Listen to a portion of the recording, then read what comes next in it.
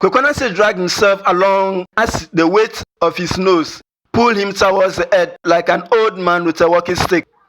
He was totally ruined, as he had been bullied and cheated in ways that baffled him more than he could imagine.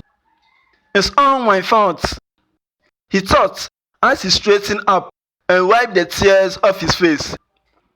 "If I hadn't been lazy and greedy at the place where I had everything already, I wouldn't have ended up in the gruesome arms of that bastard.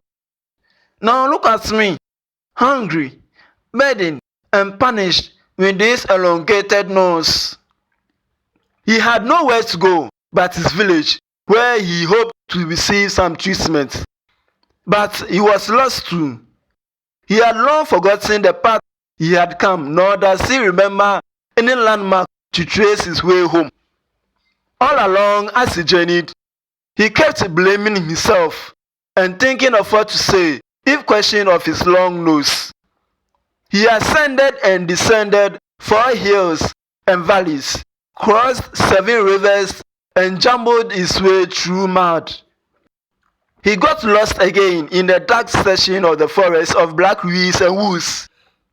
Unlike any other parts of the forest, the trees and weeds here were predators which tried to submerge him in the thick mud of their roots. Some tried to pull at his mouth and nose, while others at his arms and legs. However weak he was, Kweku Ananse fought on, even at the point of totally being submerged in the mud. After struggling for some time, he gained the upper hand when he twisted his arms, resulted in the breaking of one of the tree's roots, pulling him. The trees quickly retreated, abandoning him to battle for his life from the hungry mud. He fought on, pulling himself up only to submerge again. As he struggled, he felt the mud was quickly thickening up in bid to totally bury him. However, this came to him as an advantage. Using the thickened surface as support, he pulled himself out of the soft regions and rolled aside. Concurrently, he shot to his heels as he ran for his life. After covering 50 meters, he came upon an opening, and he was struck with the awe of the scenery. To his amazement, he saw a large area of grassland and a lake in which some animals were swimming. His eyes sparkled with joy as tears flowed freely. Although this was not his home, he was sure they were friendly enough to help him.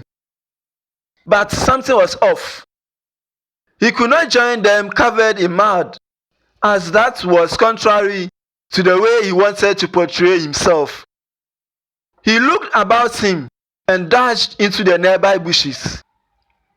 He re-emerged after a few minutes in a new outfit sewn with leaves and the mud totally cleaned. He raised his chest up and walked towards the animals swimming like a prince. "Hello!" he called out to them as he drew closer. "My name is Kweku Ananse, and I am the prince of the leaves people. As you see, we the leaves people use leaves as clothes."